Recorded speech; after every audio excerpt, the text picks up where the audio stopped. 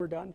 One of the problems with postmodernism is that, and this is a big problem, like this is a fatal problem apart from the fact that it's incoherent and there's no value structure in it and it's fundamentally divisive and destructive. There's a logical problem with it too that's even worse. And so you might be noticing that the LGBT set of acronyms keeps growing, eh? And it's kind of a form of its own parody in some sense. It's like, well, I'm oppressed. It's like, yeah, you are. And, well, I'm oppressed too. Yeah, you're also oppressed. And maybe I'm even oppressing you, being part of this other marginalized group, but at least we share our oppression. Well, I'm also oppressed. Well, so am I. I'm oppressed too.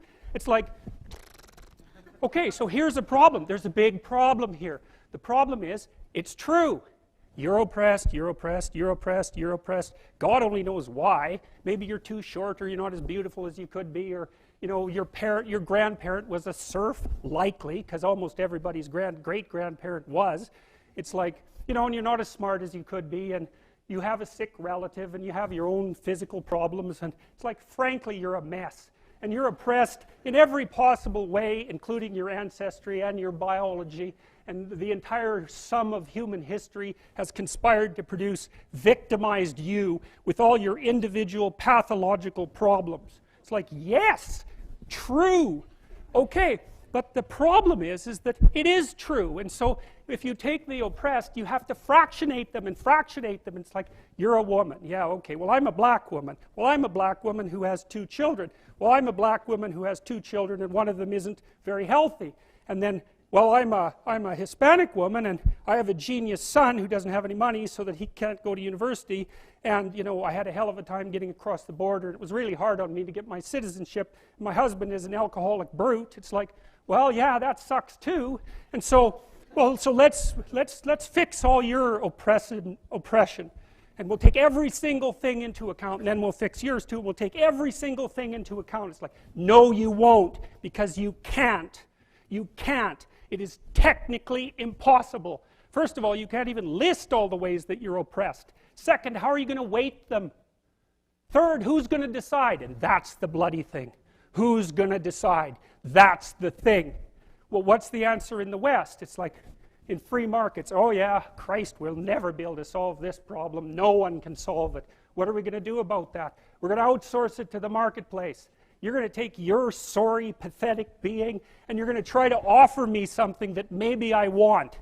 And I'm going to take my sorry, pathetic being and I'm going to say, well, all things considered, as well as I can understand them, maybe I could give you this much money, which is actually a promise, for that thing. And you've packed all of your damn oppression into the price. And I've packed all my oppression into the willingness to pay it. And that solution sucks. It's a bad solution. But compared to every other solution, man, it's why 10% of us have freedom. And so there's a tremendous illogic at the bottom of this. It's like, you have to fractionate the oppressed all the way down to the level of the individual.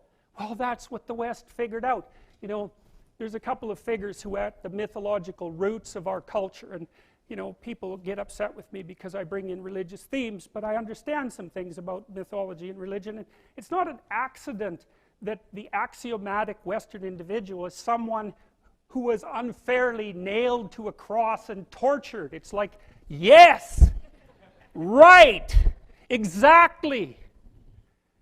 So what do you do about that? Well, I thought about that for a long time too. It's like, well, you don't get together in a damn mob, because all that does is allow you to be as horrible as you could possibly imagine and suffer from none of the consequences. That's a bad idea. So how about we don't do that? Well, there's a deep idea in the West too. It's like, pick up your damn suffering and bear it and try to be a good person so you don't make it worse. Well, that's a truth. You know, I read a lot about the terrible things that people have done to each other. You just cannot even imagine it. It's so awful. So you don't want to be someone like that. Now, do you have a reason to be? Yes. You have lots of reasons to be. God, there's reasons to be resentful about your existence. Everyone you know is going to die. You know, you too. And there's going to be a fair bit of pain along the way, and lots of it's going to be unfair. It's like, yeah, no wonder you're resentful. It's like act it out and see what happens.